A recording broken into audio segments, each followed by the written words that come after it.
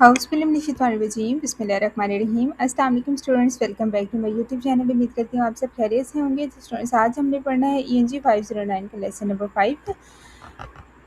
I hope so आप लोगों को पिछले तमाम लेक्चर्स की अच्छी से समझ आई होगी, लेकिन कोई भी कन्फ्यूजन होती है, किसी किस्म का मसला होता है तो आप मुझसे कमेंट बॉक्स में पूछ लिया करें। लेसन 5 स्टार्ट करते हैं, वर्ड्स एंड फॉर्म इन्फ्लेक्शन, जिसमें हम टॉपिक नंबर 25 से स्टार्ट करेंगे, words and grammar. Some complex words have a meaning that are so predictable that they do not have to be listened in a dictionary। तो students यहाँ पे बता रहे हैं कि कुछ कम्प्लेक्स वर्ड्स ऐसे होते हैं जिनका जो मीनिंग इतना वाज़ेह और प्रिडिक्टेबल होता है कि उन्हें डिक्शनरी में जो अलग से लिखने की ज़रूरत नहीं होती।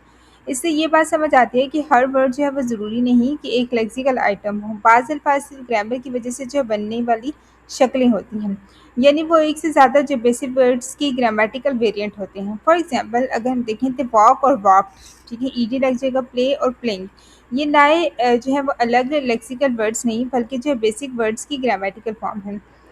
इसमें इम्पॉर्टेंट पार्ट है कि अगर जो है वो किसी वर्ड का मीनिंग आसानी से जब प्रिडिक्ट हो जाए तो उसे अलग से जो मेमोराइज करने की ज़रूरत नहीं होती। लेकिन अगर जो है वो मीनिंग अनप्रिडिक्टेबल हो तो फिर वो जो है वो लेक्सिकन डिक्शनरी में स्टोर होता है। अब यहाँ पे देखें the Nations more basics and grammatically conditioned variant, यहाँ पे कुछ चीज़ें पॉइंट्स भी दिए गए हैं। तो स्टूडेंट्स से मोर बेसिक से मुराद असल जो है बेसिक लफ्ज़ है, और ग्रामेटिकल कंडीशन वेरिएंट से मुराद वो शक्लें हैं जो ग्रामर के रूल्स की वजह से बनती हैं। अच्छा, तो यहाँ पे क्या है कि इसी से जो परफॉर्मेंस की शक्लें बनी, जैसे परफॉर्म्स, परफॉर्म्ड, परफॉर्मेंस और परफॉर्मर, ठीक है। तो ये हमारे पास परफॉर्म की शक्लें हैं आएंगी। क्या है? परफॉर्म्स यानी एस लग जाएगा, परफॉर्म्ड ईटी लग जाएगा, परफॉर्मेंस हो जाएगा ACE लग जाएगा, और परफॉर्मर हो जाएगा MER लग जाएगा। अच्छा, यहाँ पे कुछ पॉइंट्स हमें दिए थे। The pianist performs in the local hall every week. तो क्या ये सही है क्योंकि यहाँ सिंगुलर सब्जेक्ट है। उसके बाद नंबर 2 हमारे पास Mary told us that this pianist performed in the local hall, ये पास्ट टेंस है इसलिए परफॉर्म्ड आया है, ठीक है। इसी तरह नंबर 3 देखें तो performance last week for particularly impressive, यानी क्या है कि परफॉर्म से परफॉर्मेंस जो है वो नाउन बन गया है। उसके बाद नंबर 4 पॉइंट को देखा जाए तो इसमें हमें कह रहे हैं कि the pianist perform in the local hall every week, तो ये जो हमारे पास सेंटेंस है गलत है। उसके बाद नंबर 5 को भी देखा जाए तो ये क्या है कि the finish perform in the local hall every week, ये भी हमारे पास गलत है। 7 क्या है, the performer last week is particularly impressive, तो परफॉर्म से परफॉर्मर बन गया, ये हमारे पास जो है वो ठीक सेंटेंस है। इसी तरह जो है हम लोग अगर देखें 8 पॉइंट को, तो 8 पॉइंट में क्या है, concert last week was particularly impressive, तो ये जो है वो नॉर्मल नाउन है। उसके बाद 9 है the pianist perform in the local hall every week, तो ये भी हमारे पास जो है वो सेंटेंस ठीक है। उसके बाद आगे देखा जाए तो we need a new term for the more abstract kind of the words of which the word form performance. अच्छा, यहाँ पे क्या कह रहे हैं, हमें जो है कि नए लफ्ज़ की ज़रूरत होती है जो वर्ड्स की ज़्यादा जो एब्स्ट्रैक्ट शक्ल को ज़ाहिर करे, इसको लेक्सीम्स कहते हैं। फॉर एग्जांपल बेसिक लेक्सीम तो हमारे पास असल है, इसका वर्ड क्या है, परफॉर्म्स, ठीक है। इसकी मुख्तलिफ फॉर्म्स है, परफॉर्म, परफॉर्म्स, परफॉर्म्ड, ये सब एक ही जो है लेक्सीम परफॉर्म की मुख्तलिफ जो है वो इन्फ्लेक्शनल फॉर्म्स हैं। फॉर एग्जाम्पल जैसे हमारे पास परफॉर्म से परफॉर्म्ड की जो है वो पास्ट टेंस फॉर्म बन जाएगी, ठीक है। तो लेक्सीम एक एब्स्ट्रैक्ट चीज़ है, यानी इसे जो बराह रास्त बोला या प्रोनाउंस नहीं किया जा सकता, सिर्फ इसके जो है वो वर्ड फॉर्म से बोले जा सकते हैं। अच्छा, आप एग्जाम्पल लें तो अब आप ये बोल सकते हैं कि परफॉर्म, परफॉर्म्स और परफॉर्म्ड, लेकिन लेक्सीम्स खुद नहीं बोला जाता। उसके बाद है कि इंग्लिश में लेक्सीम्स को आमतौर पर जो इसकी बेसिक या बेयर फॉर्म से ज़ाहिर करते हैं। फॉर एग्जाम्पल परफॉर्म, प्ले और राइट। यहाँ पे देखें तो two words can be pronounce the same but spelled differently in English. तो क्या है कि कभी इंग्लिश में दो अल्फाज की आवाज़ एक जैसी होती है लेकिन उनकी स्पेलिंग मुख्तलिफ होती है, और कभी जो है स्पेलिंग एक जैसी होती है मगर मीनिंग मुख्तलिफ होती है। फॉर एग्जाम्पल रोज़, ठीक है, ROWZ, ये एक जो है वो वर्ड फॉर्म है लेकिन दो मुख्तलिफ जो है मीनिंग रखती हैं। अच्छा, पहले एग्जाम्पल लें कि there was 4 rows of seats, यहाँ क्या है कि रोज़ जो है वो कितारें हैं यानी कुर्सियों की लाइन होगी, ठीक है। दूसरी एग्जाम्पल है 1% रोज द बोट, यहाँ जो है वो रोज़ कश्ती चलाना है। तो क्या पॉइंट है कि यहाँ जो है वो रोज़ एक वर्ड फॉर्म है लेकिन दो मुख्तलिफ लेक्सीम से जो है वो ताल्लुक़ रखता है। यानी रो क्या है, कितार नाउन, और रो क्या होती है, कश्ती चलाना वर्ब है। इससे ये बात समझ आती है कि एक लेक्सीम्स की कई जो है वर्ड फॉर्म्स हो सकते हैं, ये एक वर्ड फॉर्म कई लेक्सीम्स की जो है वो नुमाइंदगी भी कर सकता है। तो क्या है कि किसी सेंटेंस में कॉन्टेक्स्ट और ग्रामर ये बताते हैं कि वर्ड का कौन सा जो है वो मीनिंग मुराद है। उसके बाद हम टॉपिक 26 पे चलते हैं। तो regular irregular inflection, the word that have to be listen in a dictionary and words that to do not.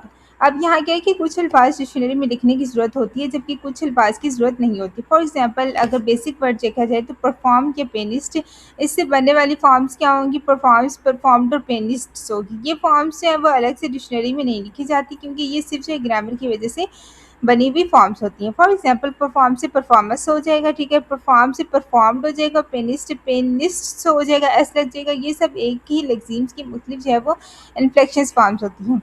तो डिक्शनरी में हर फॉर्म अलग नहीं लिखी जाती क्योंकि इसके रूल्स पहले से मालूम होते हैं। जैसे आप लोगों को पहले ही बता दिया कि नाउन के साथ प्लस एस लगे तो प्लूरल हो जाएगा, वर्ब के साथ ईडी लग जाए तो पास्ट टेंस बन जाएगा। लेकिन बाज़ों का जो डिक्शनरीज इन्फ्लेक्शन के बारे में मालूमात भी देती हैं, ख़ास तौर पर जो है वो इरेगुलर फॉर्म्स हो। तो जैसे इसकी भी एग्जांपल दूँ तो गो से वेंट हो जाएगा, चाइल्ड से चिल्ड्रन हो जाएगा। ये आसान जो है रूल्स फॉलो नहीं करते, इसलिए इन्हें जो है वो याद रखना पड़ता है। ठीक है, जैसे हमारे पास गो से वेंट हो जाएगा तो ये इसमें रूल्स नहीं है, ये एक वर्ड ही चेंज हो रहा है। ठीक है, तो इसलिए जो है इसको याद रखना ज़रूरी होता है। अच्छा, अब यहाँ पे जो इन्होंने the first ones an English word is a noun denoting a kind of the things that can be counted like a pianist. अच्छा, इसमें देखिए अगर इंग्लिश में जो है वो कोई नाउन ऐसी चीज़ को ज़ाहिर करता है जैसे काउंट किया जा सकता हो, जैसे हमारे पास पेनिस्ट या कैट, तो हम यकीन से कह सकते हैं कि उसकी जो है वो प्लूरल फॉर्म मौजूद होगी। फॉर एग्जाम्पल कैट से कैट्स बन जाएगा, पेनिस से पेनिस्ट्स बन जाएगा। इसका मतलब सिर्फ ये होता है कि कैट एक बिल्ली है और कैट्स एक से ज़्यादा बिल्लियाँ हैं। तो इंग्लिश में जो प्लूरल बनाने का आम जो है वो रूल यानी रेगुलर ये है कि सिंगुलर नाउन के आखिर में एस लगाया जाता है। उसके बाद एग्जांपल है बुक से बुक्स हो जाएगा, चेयर से चेयर्स हो जाएगा, स्टूडेंट से स्टूडेंट्स हो जाएगा। लेकिन कुछ नाउन्स उसके रूल्स को फॉलो नहीं करते, उन्हें जो है इरेगुलर प्लूरल कहते हैं। अच्छा, इसकी भी एग्जांपल है बस चाइल्ड से चिल्ड्रन हो जाएगा, टूथ से टीथ हो जाएगा, मैन से मैन हो जाएगा। ठीक है, ये अल्फाज सिर्फ एस लगाकर प्लूरल नहीं बनते बल्कि इनकी जो है वो शक्ल बदल जाती है। उसके बाद देखा जाए तो dictionary entry for tooth will look like this. ठीक है, इसमें अब क्या कहा जा रहा है, कुछ अल्फाज ऐसे होते हैं जो प्लूरल बनाने के आम रूल्स को जो है फॉलो नहीं करते, इसलिए डिक्शनरी में उनकी खास शक्ल भी लिखी जाती है। जैसे टूथ हमारे पास क्या है, प्लूरल उसका टीथ हो जाएगा, यानी टूथ जो है वो एक दांत है, टीथ हमारे पास कई दांत है। अगर ये आम जो है वो रूल फॉलो करता तो हमारे पास क्या होता है, टूथ और टूथ्स हो जाता है, यानी एस लगता है। लेकिन ऐसा नहीं है, जबकि इसकी जो है वो पूरी शक्ल तब्दील होकर टीथ हो गई। लेकिन इंग्लिश में ऐसा नहीं होता। राइटर ये भी बताता है कि अगर जो इंग्लिश की तमाम इरेगुलर फॉर्म्स ख़त्म हो जाएं तो मैन और मैंस की बजाय जो है मैन के मतलब क्या है कि अगर मैंस नहीं बनता तो मैन जो है वो MANS यानी एस उसके साथ लगता है। ठीक है, जबकि ऐसा नहीं है, मैन का मैं प्लूरल जो होगा वो मैन होते हैं, MEN। अच्छा, हकीकत में छोटे बच्चे और नई ज़बान सीखने वाले लोग जो अक्सर यही करते हैं क्योंकि वो हर जगह जो एक ही रूल लगा देते हैं। फॉर एग्जांपल चाइल्ड से चाइल्ड्स बन जाएगा, मैन से मेंस बन जाएगा। ठीक है, अच्छा, इसके बाद हमारे पास क्या है कि अब आगे हमारे पास क्या सवाल होते हैं। अब आगे ये सवाल है कि कुछ अल्फाज में प्लूरल बनाने के लिए मुख्तलिफ एंडिंग इस्तेमाल होती है। जैसे पेनिस्ट से पेनिस्ट्स बन जाएगा, एस लग जाएगा, ऑक्स से ऑक्सन बन जाएगा। ठीक है, फार्मूला से फार्मूला बन जाएगा, कैक्टस से कैक्टाई बन जाएगा। ठीक है, तो ये सब जो है वो ये सब शक्ल में मुख्तलिफ है लेकिन काम एक ही कर रहे हैं। एक से ज़्यादा चीज़ें जो है वो ज़ाहिर करना मतलब से प्लूरल बनाना होता है। इसीलिए जो है एस से EN AEI ये सब जो है वो प्लूरल मॉर्फिम की मुख्तलिफ जो है वो एलमॉर्फ्स होती हैं। नेक्स्ट देखें तो should we not also recognize a further allomorphs that we might call vowel change. तो क्या है कि कुछ अल्फाज में जो प्लूरल बनाने के लिए सफिक्स नहीं लगता बल्कि जो है वो लफ्ज़ के अंदर जो वोवेल होता है तब्दील हो जाता है। ठीक है, मतलब बदल जाता है, वोवेल चेंज हो जाता है। अब एग्जांपल इसकी भी लें कि मैन और मैन बन जाएगा, टूथ से टीथ हो जाएगा। यहाँ एस नहीं लगा बल्कि जो है वो लफ्ज़ के अंदर वोवेल चेंज हुई। अब ये सवाल पैदा होता है कि क्या जो है वोवेल चेंज को भी प्लूरल मॉर्फिम्स का एक एलमॉर्फ माना जा सकता है। तो हमारे पास इसका आंसर क्या होगा कि हाँ, क्योंकि इसका काम भी वही होता है। ठीक है, यानी सिंगुलर को प्लूरल बनाना। एग्जाम्पल इसकी भी लेते हैं कि पेनिस से पेनिस्ट बन जाएगा, ऐसे ऑक्स से ऑक्सन हो जाएगा, फार्मूला से फार्मूला, जैसे मैंने आपको पहले एग्जाम्पल दिया। तो हमारे पास मैन से मैन जब बनेगा ना तो वॉवल चेंज हो जाएगा, टूथ से टीथ होता है तो ये भी वॉवल चेंज है। तो ये सब आवाज़ में मुख्तलिफ है लेकिन जो ग्रामेटिकल फंक्शन इसकी एक ही है, प्लूरल बनाना। अच्छा, उसके बाद है राइटर ये भी कहते हैं कि मॉर्फीम्स को जो दो तरीक़ों से देखा जा सकता है। पहले क्या है कि प्रोनाउंसिएशन के लिहाज से देखा जाता है। उसके बाद है कि ये सब जो है वो अलग मॉर्फीम लगेंगे। उसके बाद नेक्स्ट नंबर 2 है कि मीनिंग या फंक्शंस के लिहाज से भी ये सब एक ही जो है मॉर्फीम के मुख्तलिफ एलमॉर्फ्स होंगे। इसलिए जो कन्फ्यूजन से बचने के लिए जो है वो लिंग्विस्टिक्स अक्सर ये अल्फाज इस्तेमाल करते हैं, कौन से, रूट हो गया, सफिक्स हो गया या प्रीफिक्सेस वगैरह को इस्तेमाल किया जाता है। उसके बाद आखिर में कि इंग्लिश में जो है इन्फ्लेक्शन मॉर्फोलॉजी कम है, इसलिए जो रूल्स भी कम है, जबकि दूसरी लैंग्वेज जैसे हमारे पास जर्मन और रशियन में जो है वो इन्फ्लेक्शन ज़्यादा होती है, जबकि चाइनीज़ में जो है वो इससे भी कम होती है। उसके बाद हमारे पास जो है वो टॉपिक 27 आते हैं, forms of noun. Most countable noun in English have the two words form a singular और इन द प्लूरल्स। तो क्या ज़्यादातर काउंटेबल नाउन, काउंटेबल कौन से होते हैं, वो चीज़ें जिन्हें गिना जा सकते हैं, उनकी जो इंग्लिश में दो शक्लें होती हैं, एक होता है सिंगुलर और दूसरा होता है प्लूरल। अच्छा, फॉर एग्जाम्पल कैट से एक बिल्ली है, उसका जब कैट्स बनेगा, मतलब एस जब लगेगा तो कई बिल्लियाँ हो जाएंगी, तो ये हमारे पास प्लूरल होगा। हर जो है वो नाउन लेक्सिम्स की आमतौर पर जो है वो दो ग्रामेटिकल फॉर्म होती है। पहले हमारे पास होता है सिंगुलर ऑफ एक्स यानी वाहिद शक्ल, और प्लूरल ऑफ एक्स यानी जमा शक्ल। ठीक है, सिंगुलर और प्लूरल ये दोनों नंबर्स की वजह से जो है एक दूसरे से मुख्तलिफ हो सकती हैं। फॉर एग्जाम्पल असल जो है बेसिक क्लास में पढ़ सकते हैं कैट, इसकी क्या शक्ल होती है, कैट से वाहिद और कैट से जमा हो जाएगा। ठीक है, यहाँ जो अगर हमारे पास कैट है, उस ये हमारे पास रूट है, ठीक है, मतलब असल हिस्सा है, और जब इसके साथ एस लगेगा तो आखिर में लगने वाला जो एस होगा वो सफिक्स होगा, यानी कैट प्लस एस कैट्स हो जाएगा। कैट रूट है, एस सफिक्स है। अब यहाँ पे गए the suffix S is a regular suffix for forming plural. तो इंग्लिश में जो है ज़्यादातर अल्फाज की जमा बनाने के लिए एस लगाया जाता है, ये जमा बनाने का आम जो है रेगुलर तरीका है। लेकिन कुछ लफ्ज़ जो है वो कुछ अल्फाज ऐसे होते हैं जो इस आम रूल्स को जो फॉलो नहीं करती, इनको जो इर्रेगुलर प्लूरल्स कहते हैं। लैटिन या ग्रीक ज़बान से आए हुए अल्फाज जो हैं वो ऐसे ही होते हैं। जैसे आगे देखें तो क्या है कि suffix S is a regular suffix from forming Plurals. अब यहाँ के जमा यानी प्लूरल बनाने के लिए इंग्लिश में जो है एस आम और रेगुलर सफिक्स है। For example cats cats, books से बुक्स, स्टूडेंट्स स्टूडेंट्स। लेकिन कुछ अल्फाज ऐसे होते हैं जो एस लगाकर जो है जमा नहीं बनते, उनको जो है इर्रेगुलर प्लूरल्स कहते हैं। अच्छा, ये ज़्यादातर कहाँ होता है, ये लैटिन और ग्रीक ज़बान से आए हुए अल्फाज होते हैं। जैसे हम कहते हैं कैक्टस से कैक्टाई बन जाएगा, फार्मूला से फार्मूला यानी एस नहीं लगेगा, एल ए ई बन जाएगा। बैक्टीरिया से बैक्टीरियम से हमारे पास बैक्टीरिया होगा। तो कुछ दूसरे अल्फाज में जो है ऑग से ऑक्सन, चाइल्ड से चिल्ड्रन, ब्रदर से ब्रदरन, तो इस तरह के जो है वो वर्ड्स बन जाते हैं। यहाँ जो है वो ई एन जो है वो जमा बनाने वाला हमारे पास सफिक्स है। अच्छा, उसके बाद क्या हैब्रू ज़बान से आए हुए अल्फाज में हमारे पास क्या होता है, हैब्रू ज़बान से वर्ड्स में जो है वो जैसे चेरब हम कहते हैं तो चेरपियम हो जाएगा। ठीक है, केबर्ड्स हो जाएगा, केडेबज़म हो जाएगा, यानी आई एम लगेगा। यहाँ जो आई एम जमा बनाने वाला सफिक्स है हमारे पास।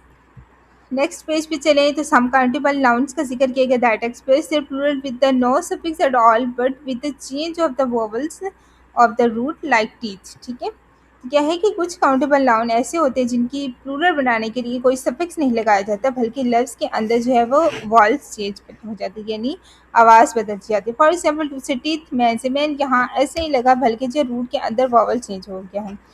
कुछ अल्फाज ऐसे भी होते हैं जिनमें प्लूरल बनाते वक्त जो है वो कोई तब्दीली ही नहीं होती। फॉर एग्जांपल शिप से शिप, फिश से फिश, डियर से डियर, ट्रॉट से ट्रॉट। अब सवाल ये है कि अगर सिंगुलर और प्लूरल एक जैसे हैं तो फ़र्क कैसे पता चलेगा। सेंटेंस की ग्रामेटिकल या सिंटैक्टिक कॉन्टेक्स्ट जो है वो इसका पता चलता है। For example a deer was visible through the trees. ठीक है, तो ये हमारे पास एग्जाम्पल है। अब इस एग्जाम्पल को देखें तो अ डियर क्या होगा, एक हिरन है, यानी सिंगुलर है। ठीक है, अगर इसी तरह करें two deer was visible through the ये ट्रीज, तो यहाँ टू डियर्स क्या है, दो हिरनें आती हैं। अब यहाँ पे है कि the class of noun unchange in the plural called zero plural और केयरिंग अ जीरो सफिक्स। तो यहाँ पे क्या बता रहे हैं कि कुछ नाउन ऐसे होते हैं जिनकी जो प्लूरल फॉर्म्स में कोई तब्दीली नहीं आती, उन्हें जो वो जीरो प्लूरल्स कहते हैं, यानी जमा बनाने के लिए कोई सफिक्स इस्तेमाल नहीं होता। फॉर एग्जाम्पल शिप से शिपी होगा, डियर से डियर होगा, फिश से फिश होगा, या सिंगुलर प्लूरल दोनों एक जैसे रहते हैं। तो ज़्यादातर नाउन की प्लूरल फॉर्म्स इन चीज़ों के लिए होती है जिन्हें गिना जा सकता है। फॉर एग्जाम्पल कैट्स से कैट्स, पेनिस से पेनिस, यानी एस साथ लगे। लेकिन कुछ नाउन्स आमतौर पर जो है वो काउंट नहीं किए जाते। फॉर एग्जाम्पल राइस हो गया, इसलिए जो राइस से राइसिस या आमतौर पर जो है वो इस्तेमाल नहीं होता। अब कुछ नाउन्स ऐसे भी होते हैं जो सिर्फ जो प्लूरल फॉर्म्स में इस्तेमाल होते हैं। फॉर एग्जाम्पल सीजर्स हो गया, पैंट्स हो गया, ये अल्फाज सिर्फ जो है वो प्लूरल कॉन्टेक्स्ट में इस्तेमाल होते हैं। For example these scissors are sharp. ठीक है, तो एस साथ इसलिए रहेंगे क्योंकि ये प्लूरल फॉर्म्स में ही इस्तेमाल हो रहे हैं। लाइक हमारे पास एक और एग्जाम्पल है, माई पेरेंट्स आर न्यू। ठीक है, एस साथ से इनके साथ जो मसला तब पैदा होता है जब ग्रामर में आ या एन इस्तेमाल करना हो, क्योंकि जो है वो आ एन सिंगुलर नाउन के साथ जो है वो आधा है, इसलिए अ सीजर्स और अ पैंट्स जो है वो गलत है। सही तरीका क्या है, pairs of scissors, a pair of pants है। फिर कह रहे हैं कि for this lexemes there is a conventional circumlocution और periphrastic form pair of pants and pair of scissors. ठीक है, तो ये क्या है, इसकी वजह यह है कि सीज़र और पैंट ऐसे नाउन हैं जो सिर्फ जो प्लूरल फॉर्म्स में इस्तेमाल होते हैं, इसलिए इंग्लिश में उनके लिए जो एक ख़ास तरीका इस्तेमाल किया जाता है, पेयर ऑफ सीजर्स और पेयर ऑफ सेंटेंसेस।